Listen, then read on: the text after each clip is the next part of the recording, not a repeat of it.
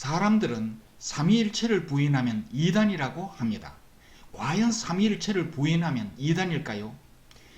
역사적으로 살펴보면 웃지 못할 사연들이 있습니다. 교회사를 가장 왜곡시킨 것은 바로 삼위일체였습니다. 바로 삼위일체 때문에 가톨릭이 탄생하였습니다. 우선 삼위일체를 가장 잘 설명한 곳을 찾아봅시다. 요한일서 5장 7절 아버지와 말씀과 성령 이 세 분이 하나이심이라. 요한일서 5장 7절은 험정역 성경에만 기록되어 있습니다. 이것은 번역 과정에서 누락되었습니다. 그러나 한글 개역에는 요한일서 5장 6절을, 개정 개역에는 요한일서 5장 8절을 둘로 나누어 요한일서 5장 7절을 대신 채웠습니다. 삼위일체를 이해하는 것은 매우 어렵습니다. 신라시대 사람이 스마트폰을 이해할 수 있을까요? 아마 절대 불가능하다고 생각할 것입니다. 그러나 신라시대 사람이 스마트폰을 이해하는 것보다 우리가 삼위일체를 이해하기가 훨씬 더 어려울 것입니다.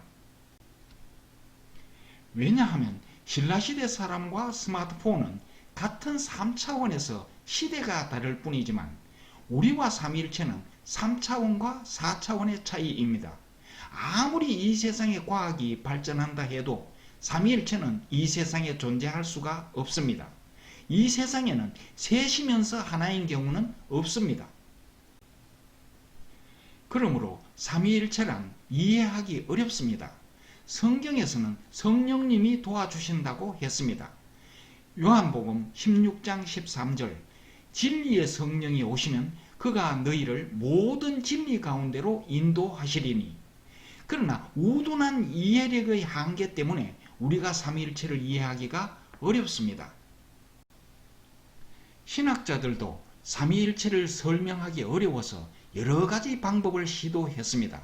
어떤 사람이 직장에서는 과장, 집에서는 아버지, 가게에서는 손님으로 설명하기도 하고 세 개의 원을 그려서 도형으로 설명하기도 했습니다. 이렇게 시대마다 다르게 설명했습니다. 18세기에 조각된 삼위일체상을 보면 하체가 하나이고 상체가 셋인 사람으로 표현했습니다. 18세기에는 이렇게 설명했다는 증거입니다. 그런데 역사상 인류 전체의 99%가 평생 자기 이름도 쓸 줄 몰랐습니다. 인류의 대부분은 그만큼 무식했습니다. 그러면 그들은 삼위일체를 이해했을까요? 이해할 수 없는 것을 진심으로 인정했을까요?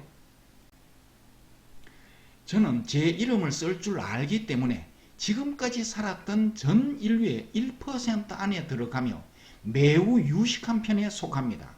그리고 대학교 2학년 때 예수님을 알았고 지금까지 40년 이상 예수님을 믿었지만 솔직히 저는 삼위일체를 이해할 수 없습니다. 삼위일체를 이해하려고 생각해 보면 조금은 이해할 것 같기도 합니다. 그러나 이해할 수 없는 부분이 너무 많습니다. 물론 이해할 수 없어도 믿을 수는 있습니다. 그러나 이해할 수 없는 것을 믿는 것보다 그것을 부인하기가 더 쉽다고 생각합니다. 제 생각의 약 80% 정도는 삼위일체를 인정합니다. 그러나 20% 정도는 삼위일체를 부인하고 있습니다. 삼위일체를 인정하는 80% 중에서도 거의 대부분이 삼위일체를 부인하면 이단이라는 심리적인 압박과 반복적인 학습으로 세뇌되었다고 생각합니다. 하물며 자기 이름도 쓸 줄 몰랐던 대부분의 사람들이 전혀 세뇌되지 않은 상태에서 삼위일체를 진실로 믿었다고는 생각하지 않습니다. 물론 자기 이름을 쓸 수 없을 만큼 무식했더라도 삼위일체를 진실로 이해하고 믿었던 사람도 어쩌면 있었을지도 모릅니다. 역사적으로 살펴보면 로마의 콘스탄틴 황제는 기독교를 중심으로 로마를 단결시키고자 종교의 통일을 시도했습니다. 그리하여 315년 태양신의 생일인 12월 25일을 예수님의 생일로 지정했습니다. 이것이 가톨릭의 탄생을 예고하는 신호탄이었습니다. 황제의 공인을 받기 전에는 교회가 서로 화합하였으나 밀라노 칙령으로 공인을 받고 대우를 받기 시작하자 교회 안에는 높은 자리를 차지하려는 소인배들이 덕실거리게 되고 서로 경쟁하기 시작했습니다. 파당을 지어 상대방을 헐뜯기 시작했습니다. 그런 소인배들을 교권주의자라고 합니다. 타락한 교권주의자들은 삼위일체파와 반대파로 나누어졌고 황제에게 아부하여 서로 먼저 교권을 쟁취하고자 상대편을 이단으로 몰아붙이며 분쟁하고 있었습니다. 그러나 진실된 대부분의 그리스도인들은 삼위일체에 대하여 각자 의견이 다르더라도 분쟁에는 관심이 없었습니다. 그러나 타락한 교권주의 소인배들은 교회를 통하여 자신의 욕망을 채우려고 교회를 치열한 싸움터로 만들었습니다. 황제는 로마 제국의 분열을 막고 통일시키려면 태양신과의 통일보다 교회 안의 통일이 급선무였습니다. 그래서 콘스탄틴 황제는 두 파의 화합을 시도했습니다. 콘스탄틴 황제는 두 파의 화합을 시도했으나 실패하고 AD 325년 니케아 종교회의에서 하는 수 없이 삼위일체를 부인하면 이단으로 규정했습니다. 그러나 삼위일체를 주장하던 사람들 중에서도 많은 사람들이 삼위일체를 부인한다는 이유로 이단이 되는 것은 아니라고 했습니다. 이 영상에서 우리가 주목할 가장 중요한 내용은 삼위일체가 진리냐 아니냐가 아닙니다. 타락한 교권주의자들이 파당을 만들어 상대편을 이단으로 몰아가는 당파 싸움입니다. 여기서부터 교회의 당파 싸움은 시작되었고 삼위일체파는 최후의 승리를 거두어 가톨릭이 됩니다. AD 325년 니케아 종교회의 이후에도 거의 100년간 대부분의 그리스도인들은 삼위일체를 부인하였고 삼위일체파는 반대파인 아리우스파를 이단으로 몰아 수많은 사람들을 핍박하고 추방하고 죽였습니다. 그리하여 표면상으로는 모두가 삼위일체를 인정하게 되었습니다. 여기서 승리한 삼위일체파는 그 후에도 모든 반대파를 하나씩 이단으로 규정하여 핍박합니다. 세월이 지나면서 진실된 그리스도인들은 이단으로 몰리고 지하로 내려갑니다. 그리고 지상에서 천하 통일을 이룬 삼위일체파는 보편적인 교회, 즉 가톨릭이 됩니다. 삼위일체파가 천하 통일을 하고 정식으로 보편교회인 가톨릭이 된 중세에는 삼위일체를 인정하지 않으면 이단으로 몰려서 화형당했기 때문에 수많은 사람들이 살아남기 위해 자기 생각과는 달리 삼위일체를 인정한다고 고백했습니다. 과연 그것이 하나님의 뜻일까요? 심지어 장로교의 창시자 칼빈도 세르베투스라는 친구가 삼위일체를 부인한다고 화형시켰습니다. 스위스 제네바 보세주 거리의 끝자락 세르베투스가 화형당한 자리에는 칼빈의 후학들이 세운 세르베투스 상과 속죄비가 있습니다.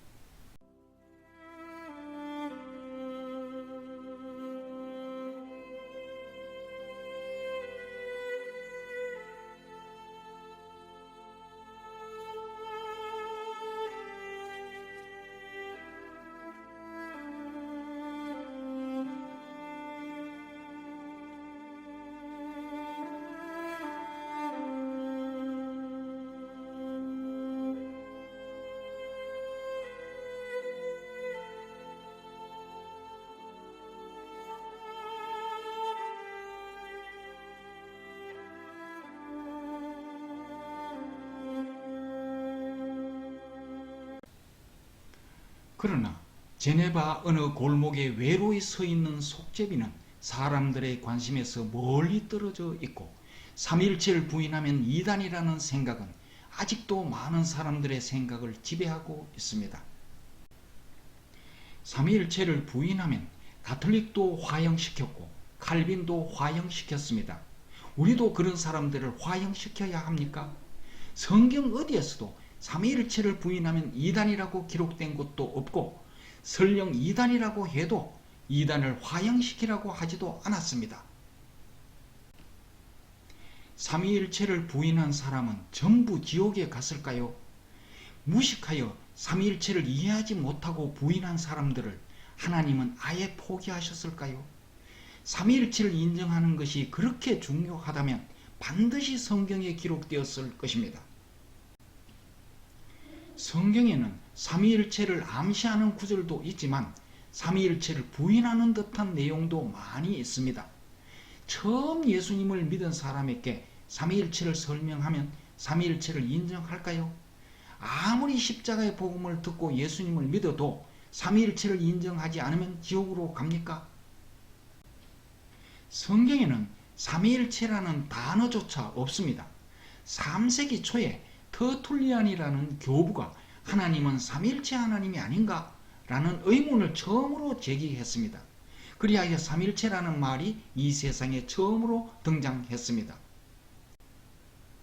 그러면 삼위일체라는 말이 이 세상에 나오기 전에 예수님을 믿었으나 삼위일체라는 말도 몰랐던 사람들은 인정하지도 부인하지도 않았습니다. 그들은 인정하지 않았으니 모두 이단입니까? 초대교회 당시에 무식했던 사람들은 모두가 이단이며 지옥에 갔을까요? 고린도전서 15장 3절 4절, 요한복음 5장 24절, 요한복음 1장 12절에는 예수님이 십자가에서 우리 죄를 위하여 죽으신 것을 믿고 예수님을 영접하면 영생을 얻는다고 기록되어 있습니다. 그러나 삼위일체를 인정하면 영생을 얻는다고 기록된 성경은 없습니다. 예수님이 전하라고 명령하신 복음은 십자가의 복음이지 결코 삼위일체가 아닙니다. 물론 여호와의 정의는 삼위일체를 부인합니다. 그들은 삼위일체를 부인하기 때문에 이단이 아니고 십자가의 복음이 없기 때문에 이단입니다. 다윗이 솔로몬의 아들이라고 주장한다면 이단일까요? 조금은 무식하지만 이단이 되는 것은 아닙니다. 이와 마찬가지로 삼위일체를 부인하면 조금은 무식하지만 이단은 아닙니다. 삼위일체를 부인하면 이단이라는 것은 타락한 교권주의자들이 만든 교회사의 오류입니다. 교회사에는 삼위일체 외에도 많은 오류가 있었습니다. 교권주의자들은 교회 안에서의 권력을 차지하기 위해 자기들 편이 아니면 무조건 이단으로 몰았습니다. 그 과정에서 사탄은 정통교회라는 탈을 쓰고 수많은 진실된 그리스도인들을 핍박하고 살육했습니다. 자기 편은 정통이고 반대편은 무조건 이단이었습니다.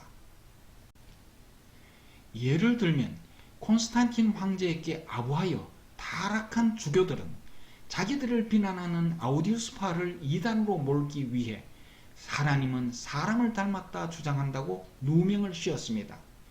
다윗이 자신의 죄악을 숨기기 위해 우리아를 죽였듯이 그들은 자신들의 부끄러움을 숨기기 위해 황제를 충동질하여 아우디우스파를 이단으로 몰아 스키디아로 추방하였습니다.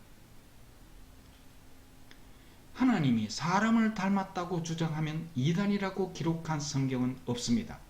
그러나 불신자인 로마 황제가 이단으로 지정하면 그 시대에는 꼼짝없이 이단이 되었습니다. 누가 이단인지를 규정하는 것은 하나님이 아니고 불신자인 로마 황제였습니다. 현재 개신교에서 출판한 백과사전에는 아우디우스파가 이단인지 아닌지 아무런 언급이 없고 가톨릭에서 출발한 백과사전에는 아우디우스파가 아직도 이단이라고 기록되어 있습니다. 개신교의 백과사전에서는 어떤 판단도 내리지 않았고 가톨릭의 백과사전에는 로마 황제의 결정을 따르고 있습니다.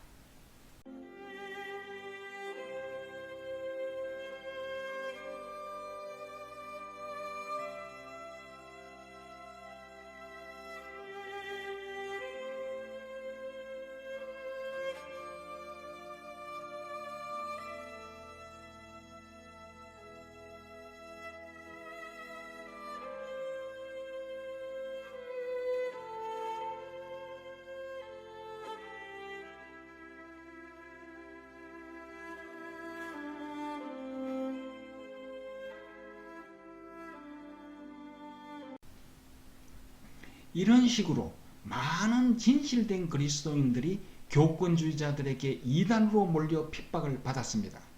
밀라노 칙령 이후 권력의 탐욕에 빠져서 상대편을 이단으로 규정하여 먼저 제압하면 그 집단은 소위 정통교회가 되었습니다. 그리고 패배하면 이단이 되었습니다. 소위 정통이라는 권좌에 오르면 어떤 오류가 있더라도 합리화되고 미화되었고, 이단으로 규정된 반대파는 아무 근거 없는 온갖 혐의를 씌워서 사악한 무리로 만들었습니다. 하나님의 뜻과는 전혀 관계가 없었습니다. 예를 들면 지금의 침례교회는 그 뿌리가 중세의 아나베프티스트입니다. 그러나 아나베프티스트에 관한 기록을 보면 너무나 사악한 무리로 묘사되고 있습니다. 우리나라에서도 사도신경을 부인한다는 이유로 침례교를 이단으로 규정한 적도 있었습니다. 이렇게 교권주의자들의 권력투쟁이 교회사의 많은 부분을 차지하고 있습니다. 골로새서 2장 8절에서는 철학이 헛된 속임수라고 했지만 교부 철학, 신플라톤 철학, 스콜라 철학으로 사탄은 교회의 역사를 왜곡시켰습니다. 그러나 가톨릭 교권주의자들이 득세했던 중세에 가톨릭에 반대하여 자기의 목숨을 헌신짝처럼 버린 신앙의 영웅들이 얼마나 많은지 모릅니다. 아우디우스파, 14일파, 알비파, 아나베프티스트 등 5천만에서 1억 이상으로 추정하고 있습니다. 가톨릭이 수많은 사람들을 마녀 사냥하였고, 루터도 수많은 사람들을 도륙하였고, 쯔빙글리도 사람을 죽이는 전쟁터에서 전사하였으며, 칼빈도 역사책에 기록된 것만 59명을 죽였습니다. 저도 장로교에 출석하고 있지만 장로교에서는 칼빈의 오류를 인정해야 합니다. 가톨릭에게 이단으로 규정되어 희생된 수많은 순교자들과 루터에게 희생된 민스터의 수많은 아나베프티스트들 외에도 또 다른 종류의 이름 없는 영웅들이 있었습니다. 아프리카 오지에서 복음을 위해 모든 것을 버리고 예수님의 사랑을 실천하며 이름도 없이 역사 속으로 사라진 수많은 사람들이 있었습니다. 예를 들면 우리는 슈바이처 박사만 기억하지만 백인들의 죄악을 사죄하면서 아프리카에서 그리스도의 사랑을 실천하고 복음을 전하다가 죽어간 사람들이 5,000명이 넘는다고 합니다. 그러나 그들의 이름은 하나도 알려지지 않았습니다. 지금도 교권주의 소인배들은 교회를 오염시키고 있습니다. 중세의 거대한 성당처럼 거대한 교회 건물을 짓고 매스컴을 점령하여 높은 인기를 누리며 하나님을 앞세워서 하나님처럼 높임을 받고 돈방석 위에서 세습 왕조를 구축하면서 교회를 섬기는 것이 아니라 교회 위에 군림하고 있습니다. 반면에 중세 교권주의자들에게 이단으로 몰리면서 조용히 사라져간 수많은 신앙의 영웅들처럼 지금도 지구촌 어디에선가 주님의 사랑을 실천하는 이름 없는 선교사들이 많이 있습니다. 하나님은 그분들에게 결단코 무심하지 않을 것입니다. 옛날처럼 지금도 소인배와 영웅들이 함께 살아갑니다. 사탄은 교회를 무너뜨리기 위해 삼위일체를 비롯하여 온갖 수단 방법을 다 사용해 왔으나 진정한 교회의 역사는 사람의 책에는 기록되지 않았지만 단 한 가지도 빠짐없이 하나님께 기억되어 천국의 성도 행전에 단 하나도 빠짐없이 자세히 기록되어 있다고 저는 확실히 믿습니다. 이와 같이 비록 삼위일체가 진리라 할지라도 잘못 사용되어 교권주의자들의 탐욕에 사용되었고 반대파를 숙청하고 핍박하는 도구가 되었습니다. 삼위일체를 이용하여 사탄이 교회사를 왜곡시켰고 삼위일체파는 거대한 불량 집단 가톨릭이 되었습니다. 결론적으로 저는 이렇게 말하고 싶습니다. 삼위일체를 부인하면 조금은 무식하지만 이단이 되는 것은 절대 아닙니다. 십자가의 복음이 없으면 분명히 이단입니다. 십자가의 복음 외에 어떠한 다른 조건을 붙여서 이단으로 규정하는 것을 결코 용납해서는 안 됩니다. 만일 십자가의 복음 외에 어떤 다른 것을 주장하면서 그것을 인정하면 정통이고 그것을 부인하면 이단이라고 하는 자는 분명히 성경에 없는 것을 가르치고 있습니다. 성경에 없는 것으로 감히 이단을 구분하는 것은 사탄만이 할 수 있는 일입니다. 구원을 받으려면 십자가의 복음이 필요합니다. 십자가의 복음 외에 어떤 다른 구원의 조건도 없습니다. 갈라디아서 1장 8절에는 이렇게 기록되어 있습니다. 다른 복음을 전하면 저주를 받을지어다. 그러므로 가르치는 자는 지극히 조심해야 합니다. 마태복음 18장 7절에는 이렇게 기록되어 있습니다. 실족해 하는 일이 없을 수는 없으나 실족해 하는 그 사람에게는 화가 있도다.